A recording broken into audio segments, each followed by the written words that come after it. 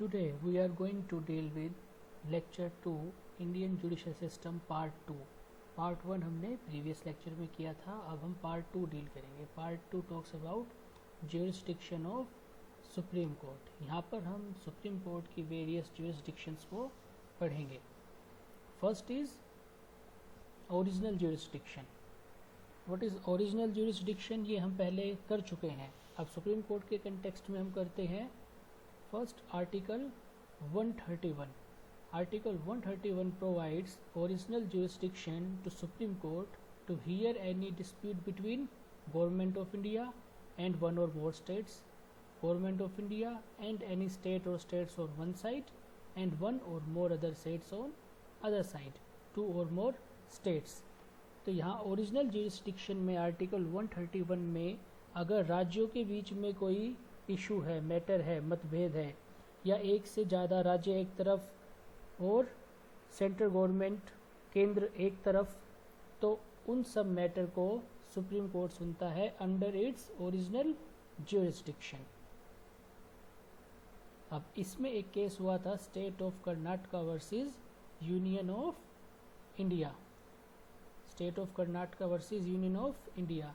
इस मैटर में central government ने कमीशन ऑफ इंक्वायरी एक्ट के तहत जो कर्नाटक के सीएम थे और कुछ उनके मिनिस्टर्स थे, उन सब के खिलाफ एक इंक्वायरी का गठन किया गया था और चार्जेस थे करप्शन और नेपोटिज्म जैसे चार्जेस उन पर लगाए थे. उसके बाद स्टेट गवर्नमेंट ने सुप्रीम कोर्ट में पिटीशन याचिका लगाई कि सेंट्रल गवर्नमेंट ने जो एक्शन लिया है ये गलत है, ये फेडरल स्ट्रक्चर को इम्पीच करता है, ये उसके अगेंस्ट है. और सेंट्रल गवर्नमेंट ने कहा कि इंक्वायरी सीएम और उसके मिनिस्टर्स के खिलाफ इंडिविजुअल कैपेसिटी में की गई है, तो स्टेट यहाँ पर ओरिजिनल ज्यूरिसडिक्शन को इन्वोक नहीं कर सकता क्योंकि ये मैटर स्टेट और सेंटर के बीच का नहीं है. तो यहाँ पर सुप्रीम कोर्ट ने कहा कि इंक्वायरी जो कंडक्ट की है वो गलत नहीं है, वो सही है, सेंट्रल गवर्नमेंट इंक्वायरी कर सकती है.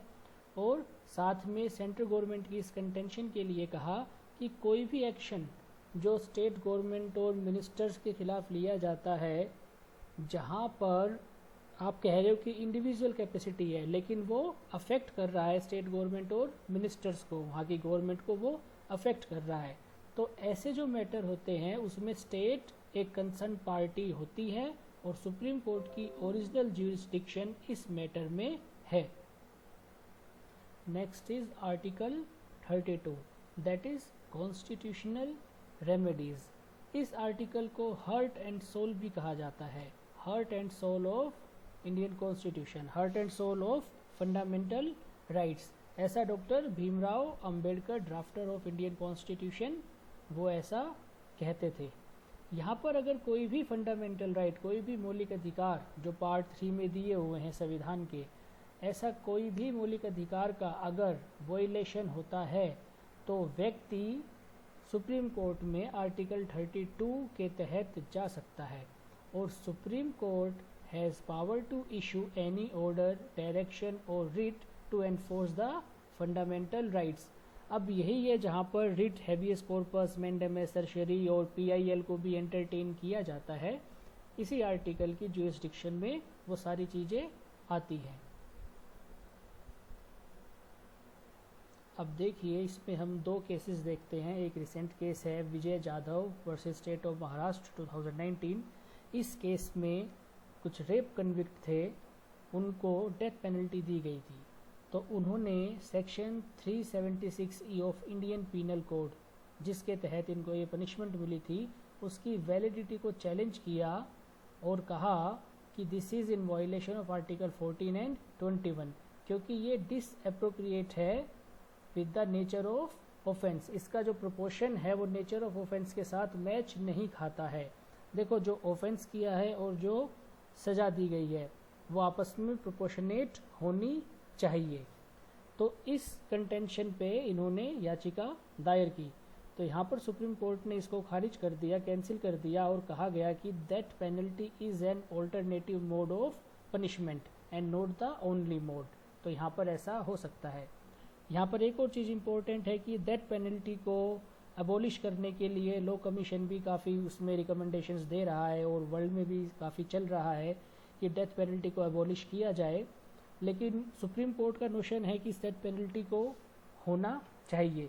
और यहाँ पर इस कंटेंशन के लिए सुप्रीम कोर्ट ने ऐसा ही कहा है कि death penalty alternative mode punishment है, नॉट ओनली मोड। अगर ये ओनली मोड होता तो इसको कैंसिल किया जा सकता था।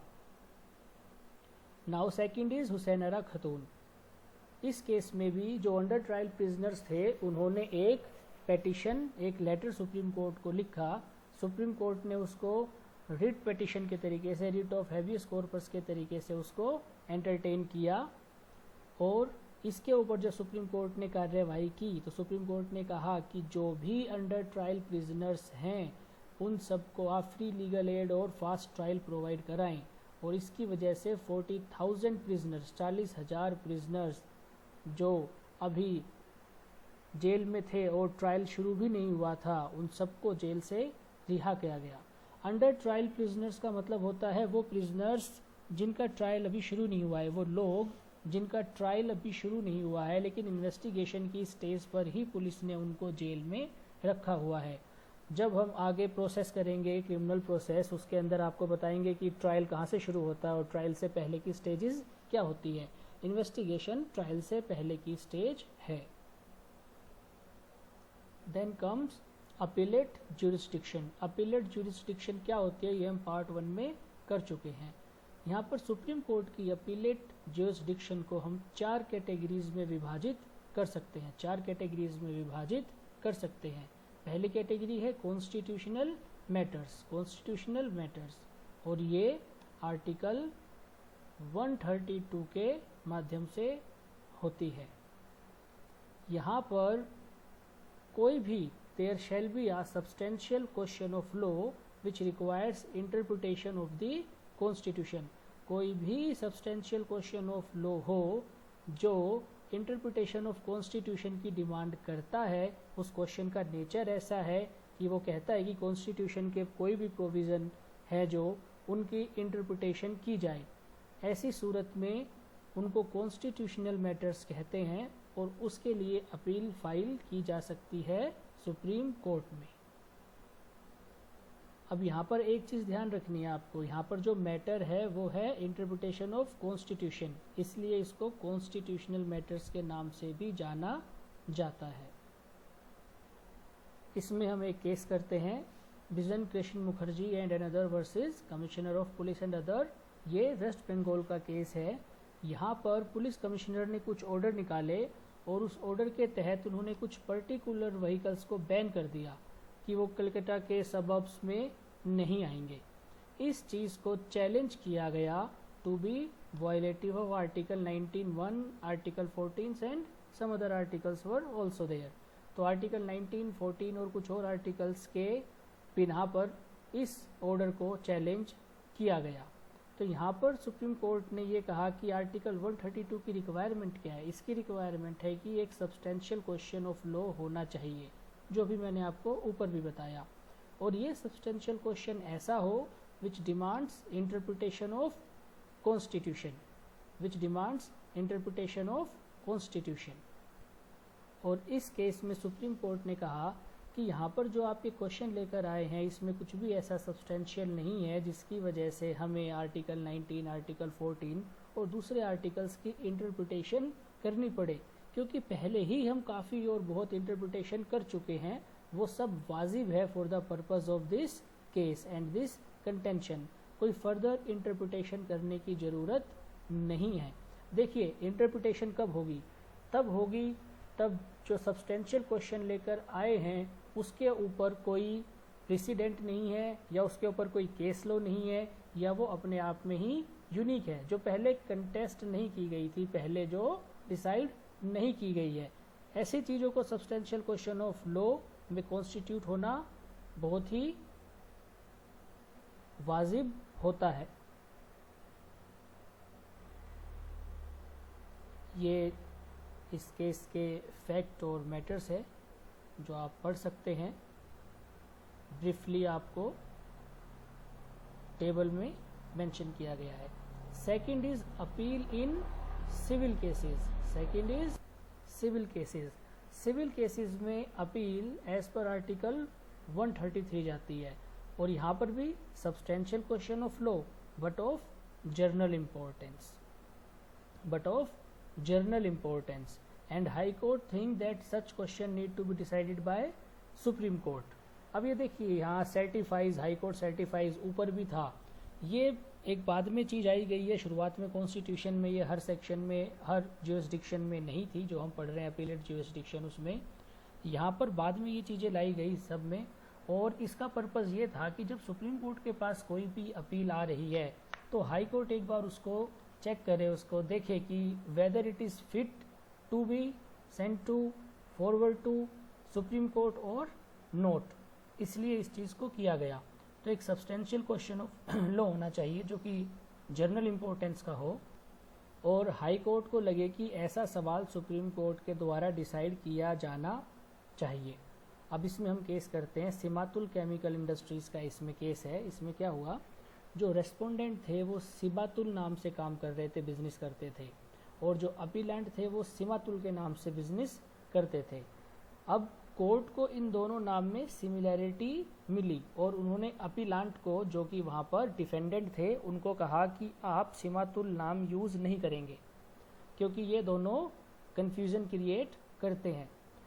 इस डिसीज़न के बाद अपीलांट ने कहा, जो कि उस केस में डिफेंडेंट था, कि आप हमें लीव दीजिए कि हम आर्टिकल 133 में सुप्रीम कोर्ट में पहुँचे। तो जो ये अपील हाई कोर्ट में गई थी, इसके अंदर क्वेश्चन दो थे। पहला, सिबातुल और सिमातुल लाइकलीहुड ऑफ कन्फ्यूजन क्रिएट करते हैं या नहीं करते हैं। दूसरा, क्या रेस्पोंडेंट के पास जो कि प्लेंटिफ थे, उनके पास कोई लीगल राइट है टू स्टॉप अपीलांट। तो हाई कोर्ट ने यहाँ पर कहा कि सिबातुल और सिमातुल लाइकलीहुड ऑफ कन्फ्यूजन क्रिएट करते हैं, और रेस्पोंडेंट जो है उनके पास लीगल राइट है, और कोर्ट ने अफर्मेटिव में आंसर दिया और कहा कि सिमातुल नाम का प्रयोग आप ना करें। और जब ये अपीलांट ने लीव के लिए कहा तो हाई कोर्ट ने कहा कि यहाँ पर कोई भी क्वेश्चन नहीं है जो जनरल इंपॉर्टेंस का है, जो सुप्रीम कोर्ट द्वारा डिसाइड किया जाना चाहिए। अब यहाँ पर आप देखिए, कोई भी क्वेश्चन ऐसा नहीं है जो इस अपील में हो जो जनरल इंपॉर्टेंस का हो और सुप्रीम कोर्ट द्वारा वो डिसाइड किया जाए। अगर हाई कोर्ट सर्टिफाई भी नहीं करता है तो भी सुप्रीम कोर्ट के पास 136 है, तो पार्टी 136 में भी पेटिशन फाइल कर सकती है। After constitutional matter and civil matter फिर आता है क्रिमिनल मैटर्स।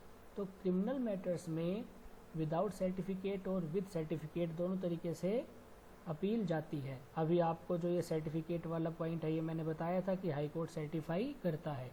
तो क्रिमिनल मैटर में बिना सर्टिफिकेट के भी अपील फाइल होती है, और वो कब होती है, वो दो केसेस में होती है। पहला केस, जब हाई कोर्ट ने अपील में ऑर्डर ऑफ एक्विटल को रिवर्स कर दिया और एक्यूज्ड को डेथ पेनल्टी दे दी। कोई अपील आई हाई कोर्ट के पास, और हाई कोर्ट अपील में हाई कोर्ट ने जो एक्विटल का ऑर्डर था उसको चेंज करके एक्यूज्ड को डेथ पेनल्टी दे दी। या फिर हाई कोर्ट ने खुद अपनी पावर, इनहेरेंट पावर को यूज़ करते हुए, सुपरवाइजरी पावर को यूज़ करते हुए कोई भी केस सेशन कोर्ट या नीचे किसी कोर्ट से विड्रॉ कर लिया है। अब डेथ पेनल्टी सेशन कोर्ट ही दे सकता है, तो मोस्ट प्रोबेबली सेशन कोर्ट या एडिशनल सेशन कोर्ट से ही उन्होंने मैटर विड्रॉ किया होगा। ये हमने पढ़ा था पावर में, पावर ऑफ सेशन और सेशन जज और एडिशनल सेशन जज, जहाँ पर हमने देखा था वो डेथ पेनल्टी तक की पावर है उनको, मीन्स सारे सेंटेंस दे सकते हैं, और वो डेथ पेनल्टी हाई कोर्ट से कंफर्म की जाती है। एनी हाउ, हाई कोर्ट ने विड्रॉ किया मैटर को और अक्यूज्ड को डेथ पेनल्टी सुना दी।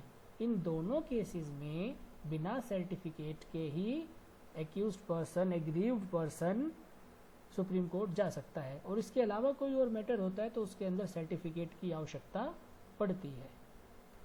अब यहाँ पर एक चीज़ नोट करने वाली है, वो ये है that no appeal would lie against if order of conviction is reversed by. It should be noted that if order of conviction is reversed by High Court, then no appeal would lie. But article 136 is there, उसमें SLP file की जा सकती है। तो जो ये case है state of UP versus Rajnath, इसमें यही हुआ था। हाई कोर्ट ने अपील में कन्विक्शन के ऑर्डर को चेंज करके एक्यूज्ड को एक्विट कर दिया। उसके बाद SLP फाइल की गई सुप्रीम कोर्ट ने। तो सुप्रीम कोर्ट ने कहा कि हाई कोर्ट ने एविडेंसेस को ढंग से ना इवेल्युएट किया है ना अप्रिशिएट किया है। तो ऑर्डर ऑफ एक्विटल को उन्होंने कहा कि ये गलत है, इसको हम डिसमिस करते हैं और मैटर को वापस भेज दिया, क्योंकि हाई कोर्ट ने एविडेंसेस को सही से इवेल्युएट नहीं किया, एविडेंसेस को प्रॉपर्ली अप्रिशिएट नहीं किया। अपील में कोर्ट यही देखती है कि क्या लॉ को फॉलो किया गया है या नहीं है, whether law is properly followed और नॉट, और whether evidences are properly appreciated और नॉट। ये दो मेन चीज़ें होती है जो अपील में कोर्ट देखती है।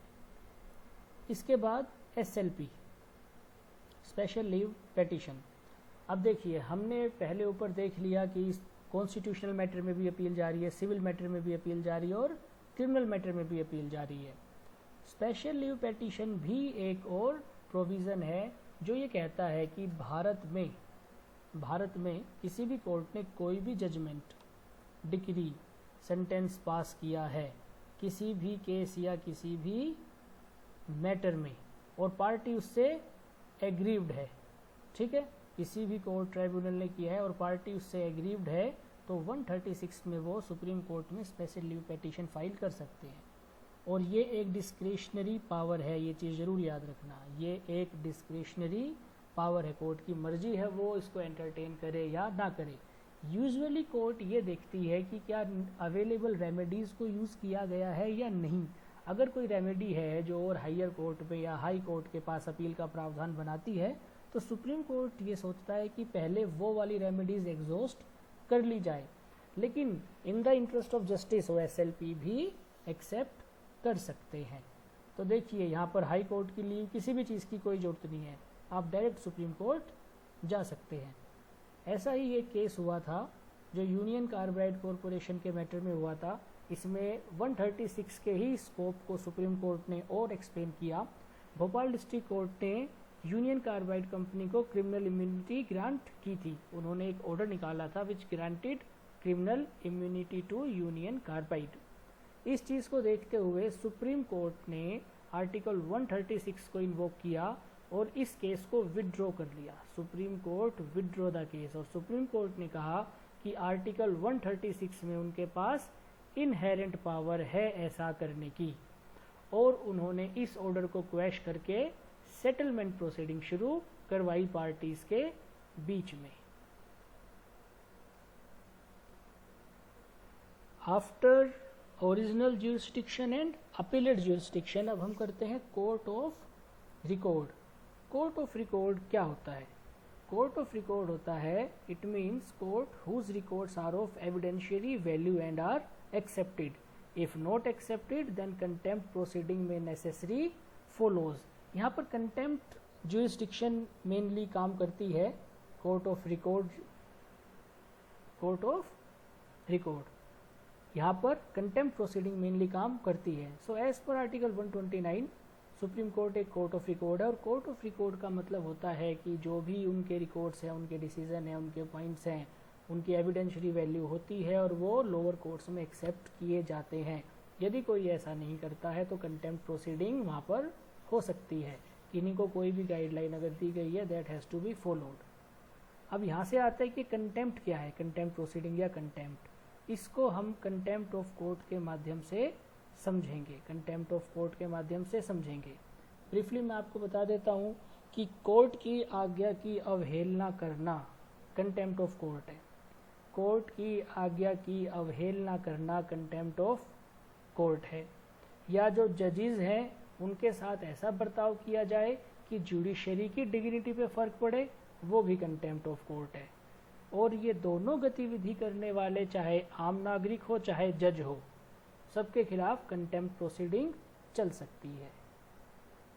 अब देखिए कंटेम्प्ट ऑफ कोर्ट क्या है? Act of being disobedient to or disrespectful towards a court of law and its officers in form of behavior that oppose और defies the authority justice and dignity of court. तो कोई भी ऐसी अवहेलना, कोई भी ऐसा काम, एक्ट, कृत्य कोर्ट की तरफ या उसके ऑफिसर्स की तरफ जिससे कि अथॉरिटी, जस्टिस और डिग्निटी ऑफ कोर्ट को चैलेंज किया जा रहा हो, उसको डिफाई किया जा रहा हो, उसको अपोज किया जा रहा हो।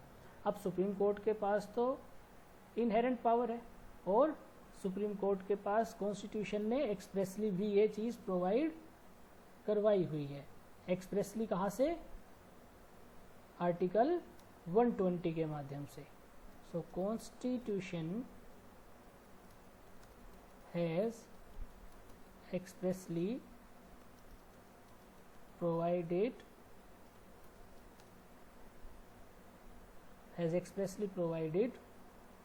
this power to hold contempt proceeding by virtue of article 129। इसके अलावा कंटेम्प्ट ऑफ कोर्ट एक्ट भी है, कंटेम्प्ट ऑफ कोर्ट एक्ट भी है 1971 का। It also provide power of court to punish for its contempt. अब ये एक मेन पॉइंट है, इवन जजेस में भी पनिश, जो मैंने अभी आपको बताया था कि ऐसी अवहेलना करने वाले चाहे आम नागरिक हो चाहे खुद जजेस हो, उनके खिलाफ भी कंटेम्प्ट प्रोसीडिंग शुरू की जा सकती है। अब हम करते हैं kinds of contempt. Kinds of contempt proceeding, civil contempt और क्रिमिनल कंटेम्प्ट। दो तरीके की होती है। सिविल में क्या होता है? सिविल में विलफुल डिसएबिडियंस और विलफुल ब्रीच होता है कोर्ट की डायरेक्शन और उसके जजमेंट और ऑर्डर का। कोर्ट ने कोई डायरेक्शन दी है, कोई जजमेंट दी है, कोई अंडरटेकिंग किसी ने कोर्ट में की और उसके बाद उसकी डिसओबीडियंस करते हैं तो उसको सिविल कंटेम्प्ट कहा जाता है। और क्रिमिनल कंटेम्प्ट वो होता है कोई भी ऐसा एक्ट या पब्लिकेशन जिससे अथॉरिटी ऑफ कोर्ट जो है वो नीचे होती है, वो लोअर डाउन होती है, उसकी डिग्निटी के ऊपर सवाल उठते हैं, या फिर कोई भी ऐसा काम जो इंटरफेयर करता है कोर्ट प्रोसीडिंग और एडमिनिस्ट्रेशन ऑफ जस्टिस के साथ। So any act which scandalise और lower down the authority of court, dignity of court, one of the same thing, और which interfere with court proceeding और एडमिनिस्ट्रेशन ऑफ जस्टिस, ये आएगा criminal contempt में। अब इसमें एक बहुत ही इम्पोर्टेंट केस है, Delhi judicial service association versus state of Gujarat 1991। इस केस में क्या हुआ, सीजेएम जो थे वो 1988 में गुजरात में उनको पोस्टिंग मिली, गुजरात के एक इलाके में उनको पोस्टिंग मिली। वहाँ पर जब उन्होंने काम करना शुरू किया तो उन्होंने देखा कि जो पुलिस ऑफिसर्स थे वो कोऑपरेट नहीं कर रहे थे और एडमिनिस्ट्रेशन ऑफ जस्टिस में बाधा डाल रहे थे। कभी सम्मन डिले करना, कभी वारंट डिले करना, कोई काम उनको कहा है तो वो नहीं करना, अगर प्रोसीडिंग चल रही है, इन्वेस्टिगेशन चल रही है, उसकी रिपोर्ट सबमिट नहीं हो रही है, मैजिस्ट्रेट ने कोई डायरेक्शन दी है तो उसके बारे में कोई जवाब नहीं देना, या मैजिस्ट्रेट के पास जब एफआईआर से रिलेटेड इन्फॉर्मेशन देने के लिए आते हैं, रिपोर्ट देने के लिए आते हैं, तो वहाँ पर भी उनका बर्ताव सही नहीं था, वो एडमिनिस्ट्रेशन ऑफ जस्टिस में बाधा डाल रहे थे। इसके खिलाफ इन्होंने कंप्लेंट की, इसके खिलाफ जो ये मैजिस्ट्रेट सीजेएम जो थे, चीफ जुडिशियल मैजिस्ट्रेट, इन्होंने कंप्लेंट की डीएसपी को। इसके बाद इन सीजेएम को पुलिस स्टेशन में इनवाइट किया गया, इन्हें कहा गया कि सर आप पुलिस स्टेशन में आइए, वहाँ हम फाइल्स वगैरह आपको दिखाएंगे, कुछ डॉक्यूमेंट्स हैं। और जब सीजेएम वहाँ पर गए तो उन्हें असोल्ट किया गया, उनको अरेस्ट किया गया, उन पर हथकड़ी पहनाई गई और वो फोटोएं खींची गई। उन फोटोओं को, उन पिक्स को, पिक्चर्स जो क्लिक की थी उन पिक्स को सर्कुलेट भी किया गया। जब ये मैटर कोर्ट में पहुंचा तो कोर्ट ने कहा कि this is a clear case of contempt, this is a clear case of contempt, ये क्रिमिनल कंटेम्प्ट का मैटर है और पांचों जो पुलिस ऑफिसर्स थे उनको सजा सुनाई गई, उन सबको जेल में भेजा गया। नेक्स्ट है एडवाइजरी ज्यूरिसडिक्शन। फर्स्ट थी ओरिजिनल ज्यूरिसडिक्शन जिसमें हमने आर्टिकल 131 और आर्टिकल 32 किया। उसके बाद second appellate jurisdiction. Appellate jurisdiction में हमने constitutional matters, criminal matter, civil matter और स्पेशल लीव पेटिशन को डील किया। उसके बाद कोर्ट ऑफ रिकॉर्ड के थ्रू हमने कंटेम्प्ट ज्यूरिसडिक्शन को डील किया। उसके बाद अब हमें फोर्थ पे, दैट इज एडवाइजरी ज्यूरिसडिक्शन। अभी एडवाइजरी ज्यूरिसडिक्शन क्या होती है? देखिए, भारत के संविधान में एक प्रावधान है जिसमें ये कहा गया है कि यदि प्रेसिडेंट को ऐसा लगता है, प्रेसिडेंट ऑफ इंडिया जो भारत के राष्ट्रपति हैं, उनको अगर ऐसा लगता है कि क्वेश्चन ऑफ लॉ और फैक्ट हैज़ अराइजन और इज लाइकली टू अराइज, कोई लॉ या फैक्ट से रिलेटेड क्वेश्चन, सवाल उठ रहा है या उठने वाला है और वो सवाल पब्लिक इम्पोर्टेंस रखता है, पब्लिक इम्पोर्टेंस रखता है, जनता के लिए अहमियत रखता है, तो इस मैटर के ऊपर प्रेसिडेंट सुप्रीम कोर्ट को कह सकते हैं कि आप हमें एडवाइस करें, आप हमें एडवाइस करें। तो ये this is advisory in nature, this advisory jurisdiction is advisory in nature and president may act और नोट अकॉर्डिंगली। प्रेसिडेंट की मर्जी है कि वो माने या ना माने। President is not bound to accept और गो बाय दिस एडवाइस। लेकिन सुप्रीम कोर्ट ने बाद में ये कहा कि एक अलग चीज़ है इस पॉइंट से। पहले सुप्रीम कोर्ट ने ये कहा था कि जो एडवाइस वो दे रही है वो बाइंडिंग नहीं है दूसरी कोर्ट्स पर, लेकिन लेटर ऑन सुप्रीम कोर्ट ने कहा कि जो भी व्यूज़ हैं जो एडवाइजरी ज्यूरिसडिक्शन के थ्रू व्यूज़ दे रही है वो व्यूज़ बाकी कोर्ट्स के ऊपर बाइंडिंग होंगे, बाकी कोर्ट्स के ऊपर बाइंडिंग होंगे और court has discretion to provide advice. Court का डिस्क्रिशन है कि वो एडवाइस प्रोवाइड कराए या ना कराए। लेकिन अगर कोर्ट एडवाइस प्रोवाइड नहीं करवाना चाहती तो उसको रीज़न देने पड़ेंगे। तो प्रेसिडेंट एडवाइस ले सकता है सुप्रीम कोर्ट से जब उनको लगता है कि भाई कोई भी ऐसा सवाल उठ रहा है फैक्ट या लॉ से रिलेटेड या उठने वाला है जो पब्लिक इम्पोर्टेंस का क्वेश्चन है, तो प्रेसिडेंट वहाँ पर सुप्रीम कोर्ट से एडवाइस ले सकते हैं और सुप्रीम कोर्ट जो एडवाइस देगा उस एडवाइस को मानने के लिए प्रेसिडेंट बाध्य नहीं है, उसको मानने के लिए प्रेसिडेंट बाध्य नहीं है। लेकिन जो व्यू सुप्रीम कोर्ट उस एडवाइस में देता है वो बाकी कोर्ट्स के ऊपर बाइंडिंग होगा, बाकी कोर्ट्स के ऊपर बाइंडिंग होगा। और सुप्रीम कोर्ट भी बाउंड नहीं है कि वो एडवाइस दे, वो मना भी कर सकती है, लेकिन उसके लिए उनको रीजंस देने पड़ेंगे। इसके बाद फिफ्थ है एपिस्टोलरी ज्यूरिसडिक्शन। देखिए, ये ज्यूरिसडिक्शन आप इंडिपेंडेंट भी पढ़ सकते हैं, किसी और ज्यूरिसडिक्शन के तहत भी पढ़ सकते हैं, जैसे आर्टिकल 32 के साथ भी आप ओरिजिनल ज्यूरिसडिक्शन में इसको पढ़ सकते हैं। लेकिन इंडिपेंडेंट भी इसका सिग्निफिकेंस है क्योंकि इसका जो मेन सोर्स है, मेन गाइडिंग प्रिंसिपल है, वो है जुडिशियल एक्टिविज्म। जुडिशियल एक्टिविज्म की वजह से ये अपने आप में एक इंडिपेंडेंट चीज़ कॉन्स्टिट्यूट करती है और इसको सुप्रीम कोर्ट ने डेवलप किया। किस लिए डेवलप किया है? To do complete justice. Okay, to do complete justice. और कंप्लीट जस्टिस करने के लिए प्रोसीजर को भी रिलैक्स करना पड़ेगा।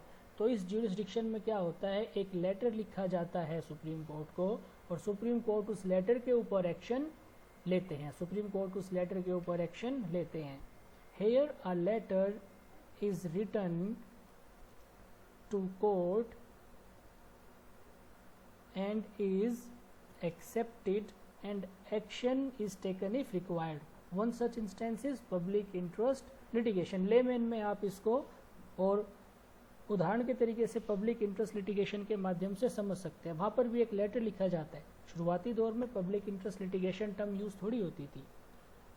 विशाखा वाले केस से इसकी इंसेप्शन हुई, उसके बाद एसपी गुप्ता वाले केस में पब्लिक इंटरेस्ट लिटिगेशन को क्वाइन किया गया। इस टर्म को जस्टिस पीएन भगवती को इनका कहा जाता है कि उनकी he is the father of public interest litigation, man behind the justice behind public interest litigation. No one knows what's coming next. अब क्या पता कल को और कोई पब्लिक इंटरेस्ट लिटिगेशन की तरह कोई कॉन्सेप्ट आ जाए। और ये सारी चीज़ें किस लिए होती है? जुडिशियल एक्टिविज्म की वजह से ये सारी चीज़ें होती है। जुडिशियल एक्टिविज्म भी अपने आप में एक अलग कॉन्सेप्ट है, एक अलग टॉपिक है। इसका मतलब ये होता है कि कोर्ट न्याय करने के लिए न्याय करने के लिए प्रोसीजर से बाध्य ना होते हुए अपनी पावर को यूज़ करके जस्टिस डिलीवरी कर सकती है। जैसे एग्जाम्पल देखिए हुसैन आरा खतून वाला केस जिसके अंदर 40,000 प्रिजनर्स को रिहा किया गया था। तो ऐसे एक लेटर से बहुत लोगों को न्याय मिलता है, ऐसे एक लेटर से बहुत लोगों को न्याय मिलता है। अब ब्रीफली अगर हम इसको रिवीजन करें और देखें तो ओरिजिनल ज्यूरिसडिक्शन आर्टिकल 131, अगर एक या एक से ज़्यादा राज्यों के बीच में डिस्प्यूट है या एक से ज़्यादा राज्य एक तरफ हैं या दूसरी तरफ केंद्र है और बाकी राज्य है, कोई भी कॉम्बिनेशन अगर ऐसा बनता है तो वहाँ पर आर्टिकल 131 के तहत ओरिजिनल ज्यूरिसडिक्शन कोर्ट एक्सरसाइज करेगा। आर्टिकल 32 कॉन्स्टिट्यूशनल रेमेडीज,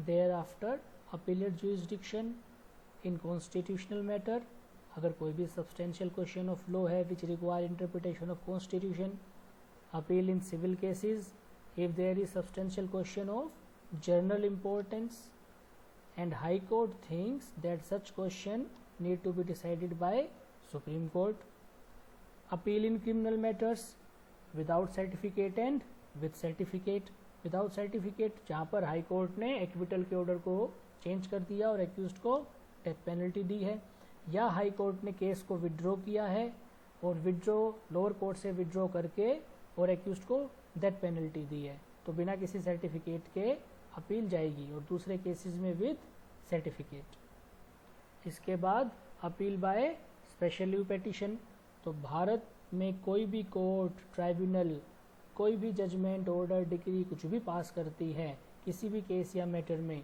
उसके खिलाफ सुप्रीम कोर्ट में अगर पार्टी एग्रीव्ड है तो सुप्रीम कोर्ट में स्पेशल लीव पेटिशन फाइल कर सकती है और ये एक डिस्क्रिशनरी पावर है। इसके बाद third court of record, court of record जिनके रिकॉर्ड की एविडेंसरी वैल्यू होती है एक्सेप्टेड होते हैं, अगर ऐसा नहीं किया गया तो कंटेम्प्ट प्रोसीडिंग शुरू हो सकती है और यहीं से हमने कंटेम्प्ट ज्यूरिसडिक्शन का भी पॉइंट किया है, contempt of court. Now advisory jurisdiction, advisory jurisdiction में यदि भारत के राष्ट्रपति को ऐसा लगता है कि कोई भी सवाल लॉ का या फैक्ट का उठने वाला है या उठ चुका है और वो पब्लिक इम्पोर्टेंस का क्वेश्चन है, तो वहाँ पर प्रेसिडेंट ऑफ इंडिया एडवाइस ले सकते हैं सुप्रीम कोर्ट से। And fifth one is epistolary jurisdiction, यहाँ पर एक लेटर को ही एंटरटेन किया जाता है न्याय देने के लिए और इसका सेंस है कि प्रोसीजर को रिलैक्स किया जाए, to relax the procedure so that everyone may have access to justice, and this is considered because of judicial activism। judicial activism की वजह से ही इस तरीके से लेटर्स को एक्सेप्ट करके एंटरटेन करके उनके ऊपर डिसीजन लेने शुरू किए गए हैं। अगर आप लोगों के कोई भी क्वेश्चन डाउट कोई भी पॉइंट है तो वो आप कमेंट बॉक्स में मेंशन कर सकते हैं। Stay endorse, stay healthy, best of luck.